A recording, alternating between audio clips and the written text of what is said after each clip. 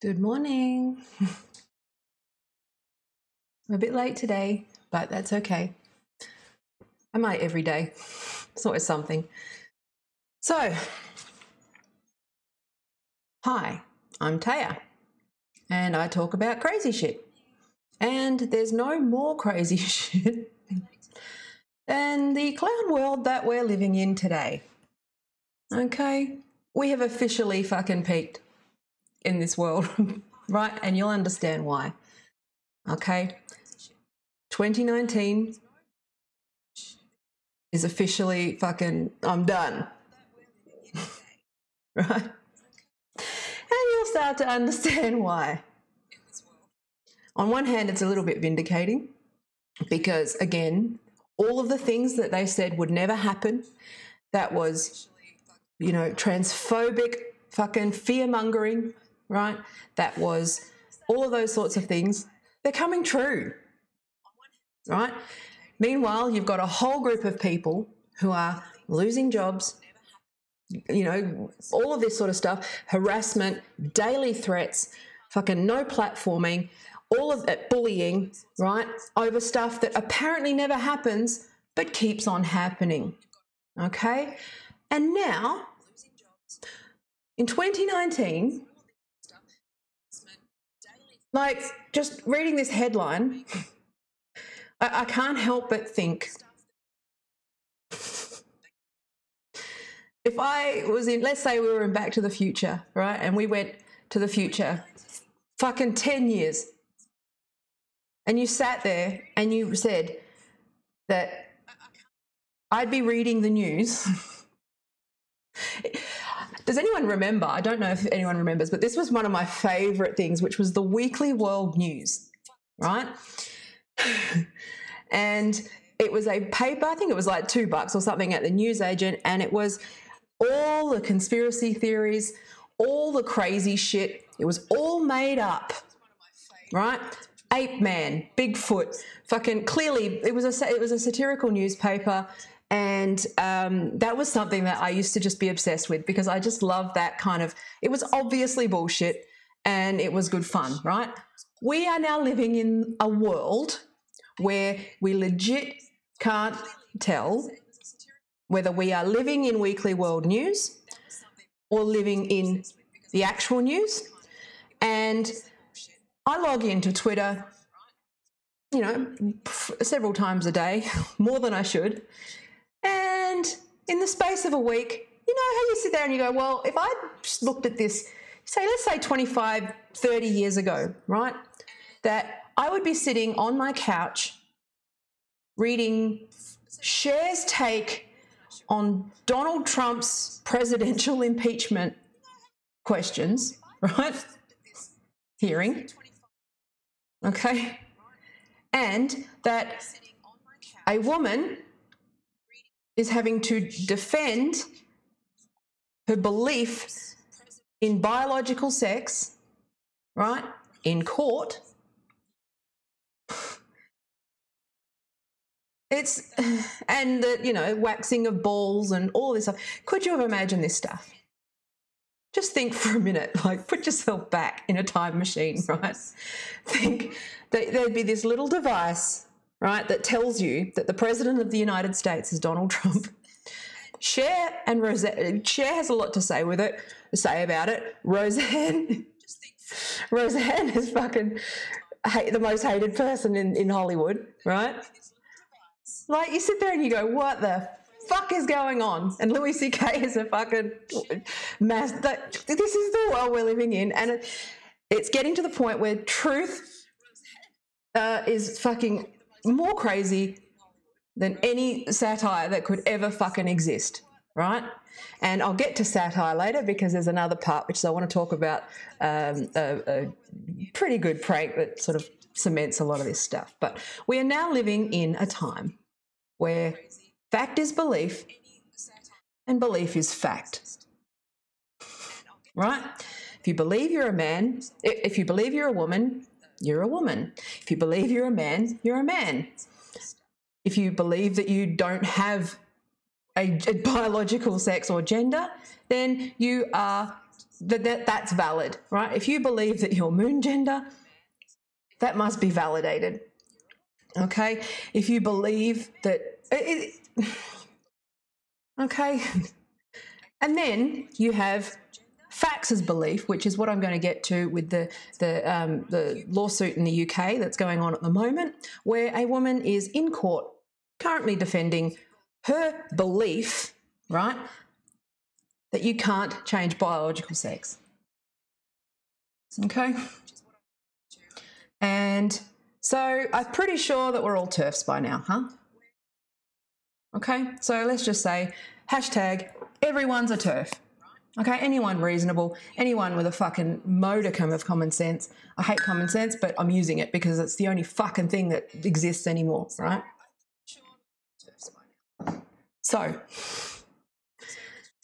for those that aren't aware, there is a woman called Maya Forstater. I'm not sure, I apologise if I pronounced her name correctly, I've only seen it read, right? Who was fired from her job for saying that she doesn't think it's possible for someone to change their sex.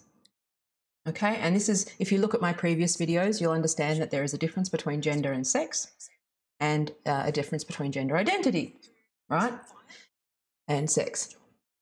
So she said a fairly innocuous statement, right? She doesn't believe it's possible for someone to change their sex. She is gender critical, and she was subsequently fired, right, under the guise of you are incompatible with our values. I can't remember the exact wording, but basically that the value, she's a bigot, basically. She was fired for so-called bigotry. Okay, now, yes, this has happened before. Yes, it's happening all the time, but it's what's going on in the testimony that you've got that makes this fucking an extra level of crazy. Okay, now, so let me screen share. So this is from The Guardian. So she's a researcher and she has to defend her tweets on trans rights at the Employment Tribunal. So she basically, in layman's terms, okay, in everyday things, she was fired for believing in biological sex. And some of the tweets that she's, so it always comes down to a Twitter spat. It's funny, isn't it? Because, again, take yourself back 25 years, right? The idea that lawsuits like this would be fucking reading tweets, right? It's just fucking, it's crazy and funny. The problem is that you can get, okay, the reason why I find this so compelling is because I am so fucking angry, but I am so fucking amused. Because this is just insanity, okay? So, now look, I understand how if we're being serious, I think that the reason that a lot of these cases are getting through, like with Jessica Yaniv and those sorts of things that aren't cut off sort of straight away, is that what they're doing is the role of the legal system is to constantly test the law, right? To test law, test law, test law. So what they thought was, let's... this is a landmark case, right? This is a test case. This will go on for a very long time because basically the core reason for her filing for unfair discrimination is based on gender or sex, sorry, and her beliefs, right? So basically what this does is it puts her in a position where she has to argue that biological sex is a belief. Okay, like Christianity, like political beliefs, like all of those sorts of things. Now, the reason why this might not seem this might not seem controversial, right? But it's what's underneath in the case that it's the arguments, right? It's the questioning. There is an account that is actually having to tweet this. So I'll go back and I'll just read this. So Maya says she does not think it's possible for somebody to change their sex, right? This is an article from The Guardian. I will link to it in the blog post. I need to remember to read things out for people who are listening. I apologise. I'm getting better. Bear with me, okay? So a researcher who lost her job at a charity after tweeting that transgender women cannot change their biological sex has said at an employment tribunal that she does not harbour any ill feeling towards trans people. Yeah. I'll tell you now, the people that they call TERFs are people like me, okay? People who are good people who have, you know, up until yesterday been very social justice oriented, very left-wing, very progressive, compassionate, good people, okay? Now, we haven't all suddenly decided to get radicalized and go to the right and become Christian conservatives, right? That's the script that they'll have. But what this is women saying no to men, okay? At its core, this is women saying nah. And what this has done is broken this wide open and shattered the left, because the left, especially left-wing men and young feminists, have had to confront their own dissonance around and sexism around women's boundaries, and they're currently scrambling, right? So there is a tipping point. I think things are tipping to the point where pretty much everyone is a transphobe, according to this sort of small group's definition of what transphobia is, okay? So if you're called a transphobe, just laugh, okay? It's like being called a Nazi or a racist. It's lost meaning, okay? So anyway, back to the article. So Maya, 45, a tax expert, was a visiting fellow at the Centre for Global Development, an international think tank that campaigns against poverty and inequality, right? So a lot of these organisations have been infiltrated by the fucking SJW fucking cult. So that's one of those things where that entryism that I talked about before, where they just gradually fucking bleed into the organisation. They've done it to the Greens well and truly, where in my time, calling a woman a TERF at within the Greens would have been completely unacceptable, but now, normal, okay? So anyway, Clown World, current year, 2019, fuck me. Okay, so her contract at the organisation, which is based in Washington and London, was not renewed in March this year after a dispute over publicising her views on social media, right? So she's been tweeting gender-critical views, right? Men can't be women. Woman is not something that can be co-opted, right? Okay. Core of the argument there is that, actually some background to that would be that one big part of the gender-critical argument is that, as I've said before, that being a woman is a burden, not a costume. Okay, so men who identify as women, a lot of the ways that they present is in stereotypically female, exaggerated stereotypically female things that feminists have tried to sort of fight. High heels, pretty handbags, girly, you know, there's a large portion, especially autogonophiles, who see womanhood as pillow fights, mean girls, anime, mini skirts, you know, and all of that sort of stuff. And that's the thing, the performative stuff that makes us uncomfortable. So it's very important to understand that, because it fucking gets good, all right? So often, right, one of the core arguments with, well, not core arguments, but one of the side points, right, which is that, and one of the things that can get you fired, called transphobic, called all of these things, and deplatformed and harassed and fucking baseball bat threats and all of the things that I've talked about before, is that you can say, okay, well, how is this different to blackface? Okay, how is it different? Okay, how is drag different? It's woman face, right? And that was one of the first arguments that I saw in Feminist Current that made me think. And I kind of went, well, it's actually not any different, logically speaking, right? Taking all of the other stuff out, again, it's that logical conclusion. It's the same thing that once you let men into toilets, the logical conclusion is that pedophiles will want to get into toilets. It's a logical conclusion, right? But what we've been done, what's happened with gender-critical feminists, in that beautiful misogynistic way, we've been accused of hysteria. That old fucking word, right? We're hysterical. We're overreacting. We are bigoted. We are crazy. We are awful, right? No, you are gaslighting. Okay, so it's very important to understand that that's sort of the crux of the argument here. And the reason why this case is significant is because it's got all of that, right? And it represents a win. So bear with me with this, okay? Be patient. So She was accused of using, in quotes, offensive and exclusionary language in tweets opposing government proposals to reform the Gender Recognition Act, which I've talked about before, right?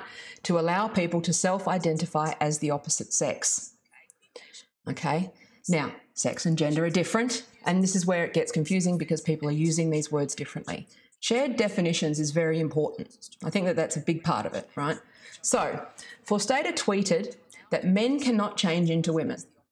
She has argued that her gender-critical beliefs should be protected under the 2010 Equality Act, and she has funded her legal challenge through Crowd Justice website, right? At the Central London Employment Tribunal on Friday, she agreed that the trans community was vulnerable, and we all do, okay? Absolutely agree, okay? Not from feminists, right? Okay, just so you know, they're not vulnerable from that, okay? So she agreed that, where are we? I lost my place, give me a second. So she agreed that the trans community was vulnerable. She added, I don't think it's possible for someone to change their sex, although it's possible to change it on a birth certificate, which is true, okay? Again, you'd think that was uncontroversial. Again, all these things that we thought were fairly benign actually get you fucking, you have no idea. I'll show you the kind of pylon that you get, right? So she's, so blah, blah, blah. So what's important here, right? And I'll talk about some of this, right? So at the tribunal on Friday, Forstater said that she had held her views since childhood that people could not change their sex. She said that she did not start publicising her opinion until 2018 when she was confident to speak out, right? Like a lot of women, a lot of us, it's just sort of, it's just been tipping slowly, slowly, slowly, more and more. I'm seeing more and more people just sort of put their toe in the water. Trust me, if you believe this, it's okay and it's safe and you will be supported, all right? And I'll have your back. Her former employer has said that it supports diversity and equality. Whitewash again, see? Of course it does, but what's underneath that, right? Diversity and equality for whom and at whose expense, okay? That's the gender critical view, is that there's a conflict in rights, right? And that one is dominating the other after a, legacy of being dominated by men, okay? So it's a new form of domination, and that's why women are pushing back, okay? Women saying no. That's all it is. Women saying no to men. So it argues that remember, they're men, biological men. It argues that her opinions upset other employees and were not consistent with its values, okay? Now, there is a complexity to this. There's a second part to the case, which I'm not going to talk about, which was her status, right? Which is that she was not a permanent employee. She was on contract, okay? Now, they're probably going to, it's probably, that's a by the by, but what's actually interesting about this case is what's under this, right? Which is, at the tribunal, she said she has held her views since childhood that people could not change their sex. And I want to point you to this. I really recommend that you watch this hashtag and read. There's somebody there who is live tweeting. Hang on. So she's live tweeting the case, right? Which is Wild Woman Writing Club, all one word, right? At WW Writing Club, for those that are listening, okay? And it's hashtag Maya Forstater Case 2019. Now, I really recommend that you follow this because, again, it's a courtroom drama and it's fucking, this is why I'm so obsessed with this issue, because it's amazing, right? You can't make this up. So the case is Miss Maya Forstater versus Centre for Global Development in London Employment Tribunal. Now, the interesting thing here is the line of questioning, okay? So this is where you get to find out that you're probably also a TERF and also a transphobe. The bar's low, okay? Now, you just got to make the wrong fucking face, all right? So, where are we? So the Respondents' Council starts to question Maya, right? That Maya's beliefs re-sex and gender crystallised in 2017, okay? She realised the GRA reforms would affect the meaning of man and woman, and she said, I hadn't previously clarified how gender and sex were generally conflated and how some believed they have an innate gender identity. Again, a lot of people just weren't thinking about it. They weren't aware of it. They were just using them interchangeably. Again, what we knew to be true, right? Which was that sex and gender they do mean different things, right? And thankfully, with some feminist theory, I did understand that, but I never really thought about it because they were sort of synonyms. I talked about that in a previous video. And that some people were trans and that they would change and that was it. I didn't really think about it, right? Now, then self-ID came in and we started to think about it. Those definitions actually started to become important. Those distinctions are very important, right? Now, so basically the whole line of questioning is, how old were you when you realised that you couldn't change sex? Or how long have you believed this? So the lawyer really tried to go with a toddlers of belief argument, right? Which is that it was not a belief that she'd held for a long time. Okay? Again, it comes down to semantics, but it's just ridiculous because all of us know this to be true. And if you don't know this to be true, then and you believe that it's not true, then you should probably just read, most of us haven't thought about it. Most of us know what's true. Most of us believe this. Okay? Now, the interesting thing about this is that she's having to defend this widely held fact, right, intersex people aside, as a complication, as a belief. Okay? She's not the one who has to defend her belief, right? Trans people they don't have to defend their belief that they're claiming is a fact, despite there being no science really about this. It's nothing but theory, it's nothing but ideas, and it's nothing but a feeling, okay? And up until recently, a mental disorder, okay? So, again, jury's out. I've said this, okay? But the answer is sex is considered a fact with some mutations and outliers in terms of intersex, okay? There is no science. It's junk science. Now, the idea of the lady brain, sexist, okay? Yes, we do have our pituitary glands work differently and various other hormonal systems, but that is the endocrine system, not neurological. That, again, I'm not a neuroscientist, not a neuroendocrinologist, I don't know, but that's what I understand to be true, okay, based on the science. This is what other doctors have said, right? It's horseshit, okay? So anyway, so this is where this gets interesting, and I know I'm probably going a bit long, but it's worth going through. So I first tweeted about it in 2018 when I felt confident in expressing my beliefs. So basically they started questioning, right?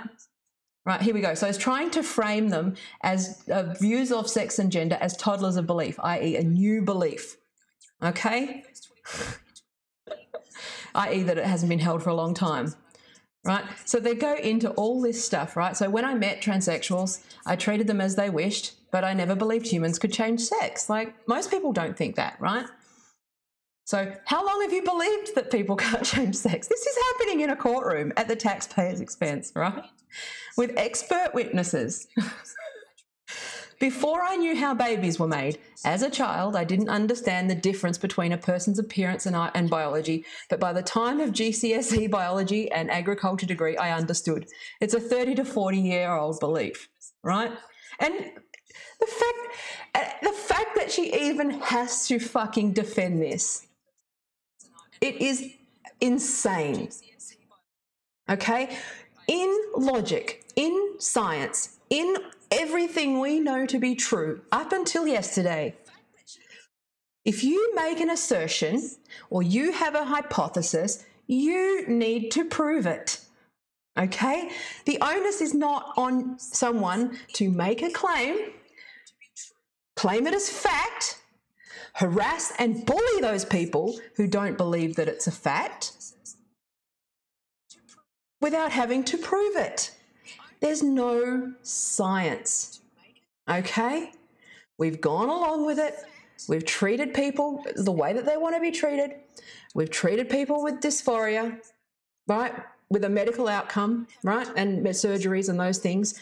But feelings are not facts, okay?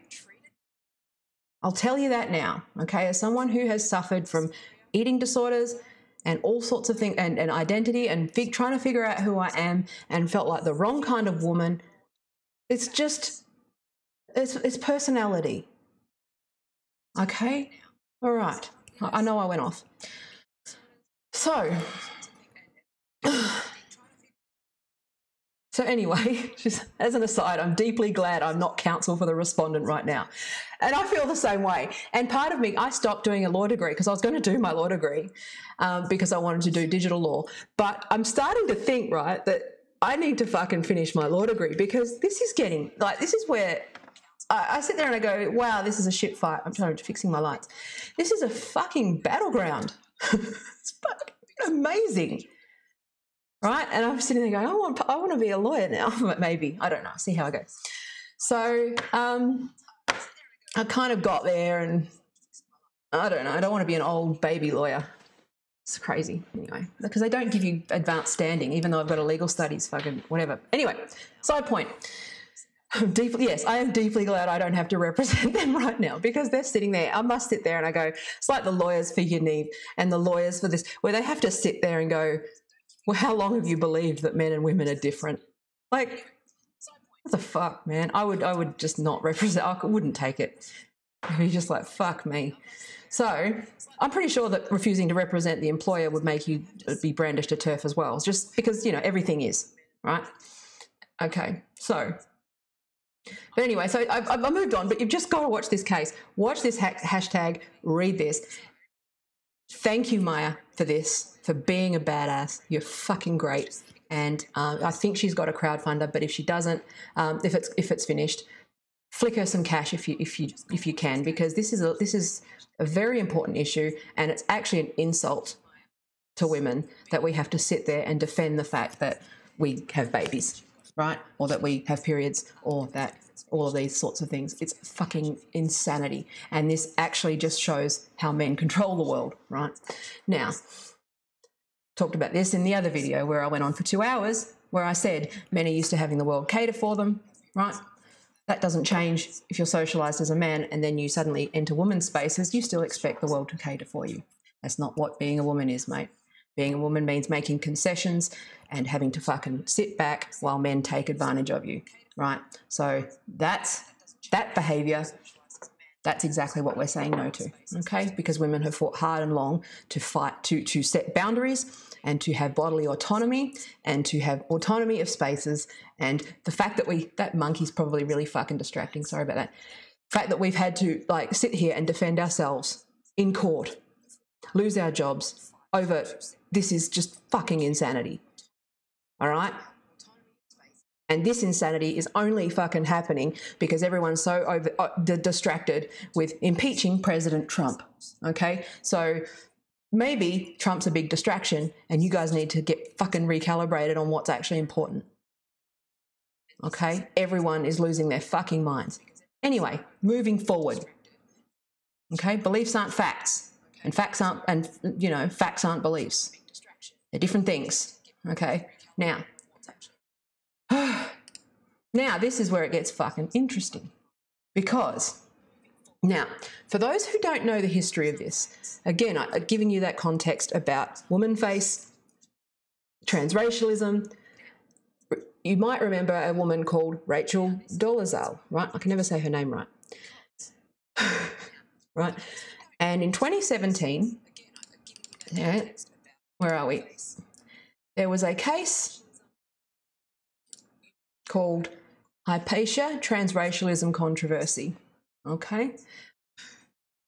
A woman called Rebecca Tuvel, right, wrote an article about how, well, transracialism, based on the logic of self-identification, I'm summarising, you read it, it's a fucking shit show, right? Transracialism, you can identify as black. You can identify as African American. You can identify as anything you want. If you can identify as a woman, logically speaking, because she's a philosopher, she actually follows the rules of reason and logic and all of those things, there is an argument that you legally can also identify as African American. Now, it was a controversy. To put it lightly, it was more like a witch hunt, okay? So a feminist philosopher in defense of transracialism, okay? I'll put these links. So basically, this was in 2017, in late March, a feminist philosophy journal published an article titled In Defense of Transracialism by Rebecca Tuvell, an assistant professor of philosophy at Rhodes College in Memphis, as part of its spring 2017 issue. The point of the article, as the title suggests, is to toy around, which is what philosophers do, right? That's they thought experiments, okay? And thought experiment means, like a science, it's got a method to it, an approach, right? Hypothesis, test it, use the theoretical frameworks and see if it sticks, right? Same thing, right? So philosophy is a social sciences, you know, there is still a methodology attached to this reasoning, okay? So the idea is to toy around with the question of what it would mean if some people really were, as Rachel Dolezal claimed, transracial, meaning they identified as a race that didn't line up with how society viewed them in light of their ancestry. Okay? Now, so I'm not going to talk about the argument because you can read that yourself if you're interested. And again, I try to keep it short, as short as I can. I can go on about this stuff for hours. And do. But yes, read this article, because guess what happened? You know what happened by now. This was 2017. Dogpile, threats, harassment, deplatforming. Okay? Harassment, harassment, harassment. Transphobe, harassment, harassment. Okay? Ongoing harassment of not only her, the publication, anybody who defended the publication, anybody who was associated with the publication, anybody who fucking followed or liked or tweeted or anything to do with the publication. Okay? In 2017, this is what a modern day witch hunt looks like. Remember how I said to change turf to witch? This is what we mean. Okay? Now, part of the argument was that it was hyperbolic, right? In my article the other day, remember how we read through the Hillary Clinton article where they say, which parrots common transphobic and fear-mongering rhetoric of phantom hirsute men just pretending to be women, right? This is the line that wokes like to use, which is that it doesn't exist, it's not real, we're hysterical, we're exaggerating, we're being dramatic, we're being emotional. Stop being so emotional and dramatic. This doesn't happen. Don't worry. Not gaslighting. It's not narcissistic abuse, right? Look up Darvo, okay? That's what happens, okay? They make the victim look like the perpetrator. Okay, so all of these things that never happen are happening. Because it's almost like we weren't actually being hysterical. It's almost like we were talking about unintended consequences of law and policy. Unintended consequences based on feminist theory, right? It's almost like women's opinions are worth listening to sometimes. Okay? So this is just an example, but the same thing was happening. Like, oh, that's a stupid argument. That never happens. That's racist. Yeah, it's like, no. Okay. So guess what? I'm going back to the case because, right, guess what happened? Where are we? Oh, yeah, it's worth noting that the transgender witnesses that have been questioned have also been harassed. They're afraid to speak out. Everyone is afraid. Please speak out if you agree with this, because it's only a critical mass of people that will saying no, including trans people who are saying no, that this is craziness. Orwellian, it's insane, okay? Now, sorry, that was a side point, but I also This came up. In the stuff that would never happen, okay, there was an article about Rachel Dolezal that was brought up in court where Maya was having to defend biological sex and self-identification and gender identity. Okay, so this is in a courtroom, well, tribunal, but court, you know, effective, an office of the court, right? So Rachel Dolezal, this is a tweet that I'm reading out, right? This is, again, read through, follow this fucking account. It's as great as going like Elsie was during Yaniv, where she's just, you know, live tweeting the whole thing, right? So referring to Dolezal, she's ethnically white, isn't she? Yes, the respondent, right? The respondent's witness, right?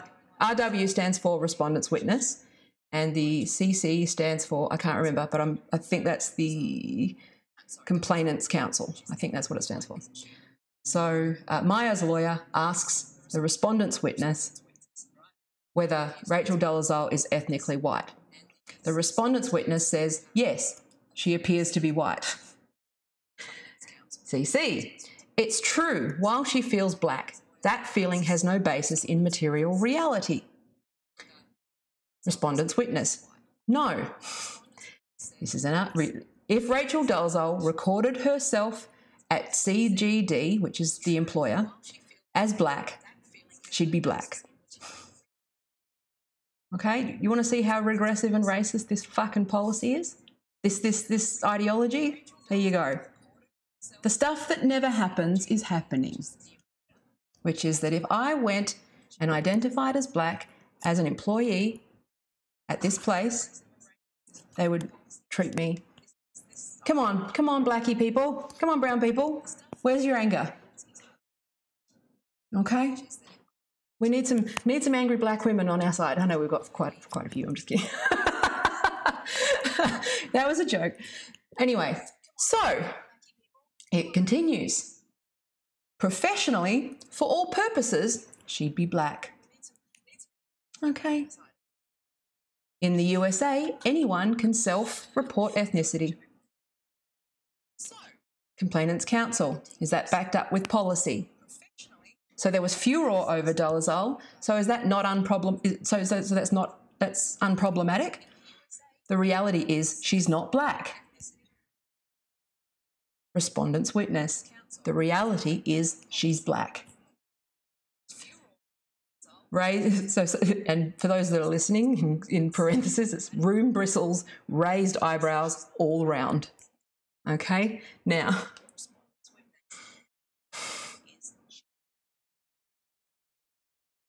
was it complainant's counsel? A man's feeling he's a woman equally has no basis in material reality. Respondent's witness, no. Complainant's counsel. I'll say CC from now on, right? Would CGD hire a secretary who couldn't type but identified as a typist? RW swerves question, and that was a silly question, but that's what lawyers do, right? It's crazy. This is happening in a courtroom, and they're talking about Rachel Dolezal, right? Not as an outlier, but in law and as a legal argument, right? They literally believe that there are people who are in policy as employers, right? Remembering this is a not-for-profit organisation, and a lot of not-for-profits have been infiltrated by this ideology, that if someone says that they are black, for all intents and purposes, they're treated as black, okay? Now, a big part of the gender critical argument is that men are taking all of those wonderful positions that were designed for women, and it's in the interests of employers to do this. Do you know why? Because then they get to continue to hire white men constantly to identify. So on their reports and their annual reports, it looks like they're inclusive, but they're really not. That's the reality of the situation, okay? That's the outcome. Okay, so any work that women have done in terms of getting better representation, promotion opportunities, all of those things, a bunch of men have decided that they can now run for women's offices, women's representatives, get in women's spaces, and also black ones. Okay? Again, I'm not saying this has happened because this is not a ruling. This is just a conversation. But the fact that this is within organisations needs to be fucking... No. Okay? It's not a legal ruling, but it's policy for this employer. And it's currently in court. And there's a chance they'll win based on a loophole because she was a contractor, not a permanent employee. This should worry you and this should concern you, okay? Because, again, I've talked about the IT organisation in Perth who give women in IT plus people who identify as women awards, okay? So it's not just women's awards anymore. It's not just a women's organisation anymore in an industry that's already dominated by men, in an industry where we are fighting for quotas. Again, quotas is a separate conversation, but we're fighting for better representation on boards and all of those sorts of things. It's just it's a backlash. Okay? And again, this is not about real, like, trans people. This is about self-ID. Okay? So this is about, there's men in the UK who they've talked about other people in this case. So read this case. But, you know, who is a woman 3 days a week, right? Who got a businesswoman of the year, right? This is happening. And they keep saying that it's hysteria. So keep saying it's rhetoric. They keep saying we're being emotional. And that's the same old misogynistic shit that women have been hearing since the beginning. Okay? TERF is the new fucking witch. Which is hysterical. Get locked up for hysteria. Now we're just locked up for hate speech. The same fucking thing, okay? Same thing in a dress. And I know this is very uncomfortable for people to hear, but I need your help. Said this before. Now, something a bit lighter, because everyone's a TERF now, and I think everyone agrees with me, right? At the end of the day, everyone agrees with me, but don't throw me under the bus either, right? Fact is, I'll probably end up banned, so whatever. I'll probably end up, like, as soon as I piss off the wrong fucking person, that'll be it. But the point is, look, let's have a look. Where's the South Park? Where's the Journalist EW did this poll, right? And there's a Twitter one. Where is it? This was funny because it really just sums up. Now, I want it to be clear. This is a parody account, right? But Poe's law applies. You can't tell anymore. Like I said at the beginning of the tweet, right? The beginning of the video, that you can't tell the difference anymore. Trump's president. Shares writing about Trump's impeachment on fucking Twitter. You know, women are in court having to defend their own beliefs that women are different to men and men can't become women. And people can be transracial. Like, this is happening. This is fucking clown world. So in the context of this, a lot of people took this seriously. Okay? Now, this was funny. So, 907,043 votes on Twitter, right? Now, South Park's satire depicting transgender athletes beating female athletes was both unfunny and dangerous. Is it finally time to ban the series from television, streaming services, and all other forms of media? Yes, ban South Park, 6%. No, I'm transphobic, 94%.